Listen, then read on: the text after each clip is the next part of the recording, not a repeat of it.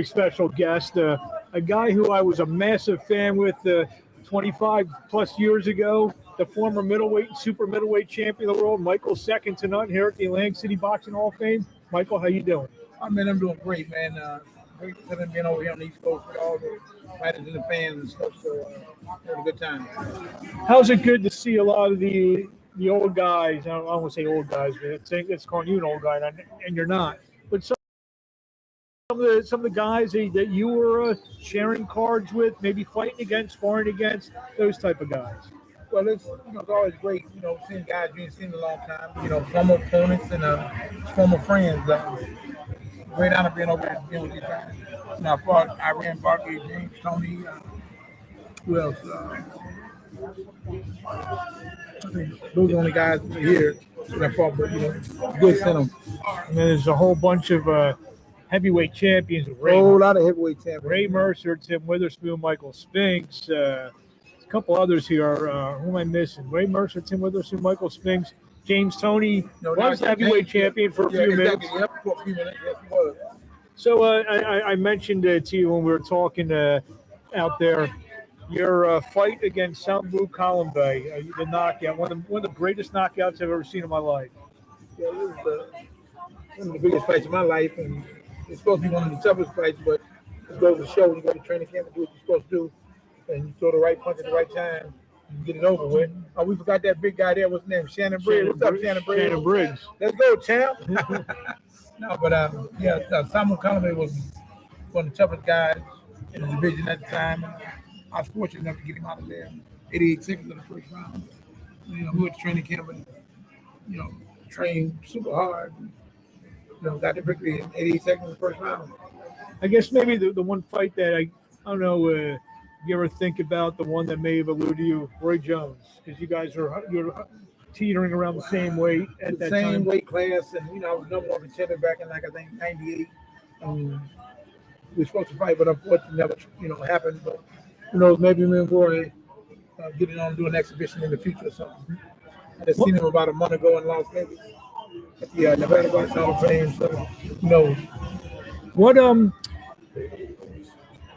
Would he have been like your dream opponent, I guess, at the time you said you're number one contender? Yeah, anybody that as great as Roy Jones, it would have been a real interesting fight due to the style, the way he fought, the way I fought.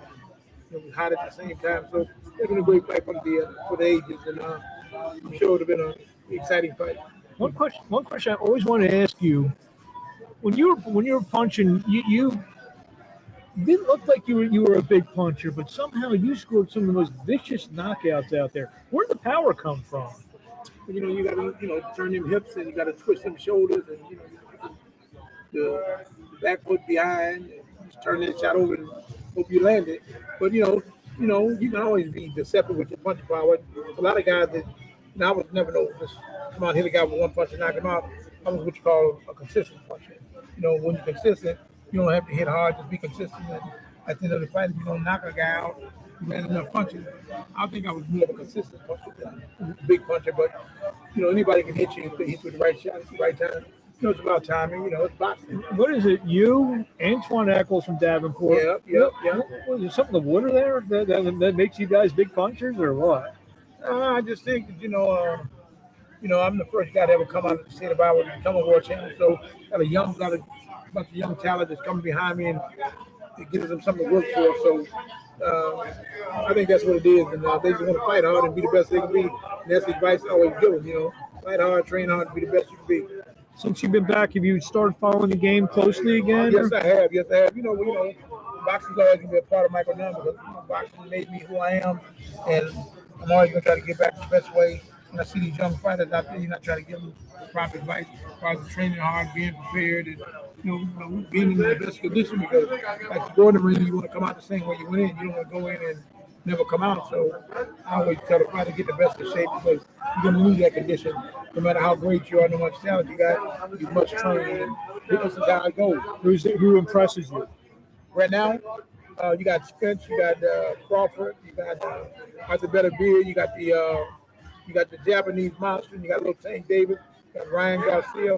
I'm big fans of all those guys, and we got the big heavyweights that's getting ready to fight next week here in New York, they're gonna fight at Brooklyn. You got Dante Wilder just trying to extend his winning winning streak to get him back to the heavyweight championship. You got guys like Usyk.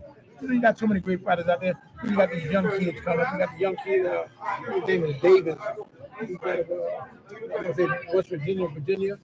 And he's a young kid, Keyshawn he's coming Davis, up. yes. Yeah.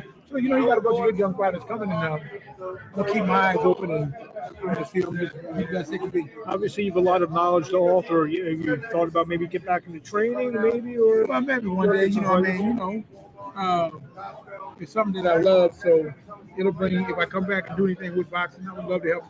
Train some young fighters. So all the young fighters out there that need some tools with Michael Nunn and turn you guys into champions. well, we hope to see you around all the fights, coming up. Hope to see you back here in the Atlantic City Boxing Hall of Fame for years to come. What do you want to say that there are a lot of Michael Nunn fans out there? What do you want to tell them? I just want to tell them hello and be safe and stay strong. It was a pleasure. Like I said, I've interviewed a lot of fighters. It's definitely an honor for me because you were one of the guys that, before I got into the boxing business in 2003, you were one of the guys Michael Nunn's fighting. I ain't going out. I'm watching Michael Nunn fight. Appreciate you, man. Thanks for the support. Thank you very much. It's my honor.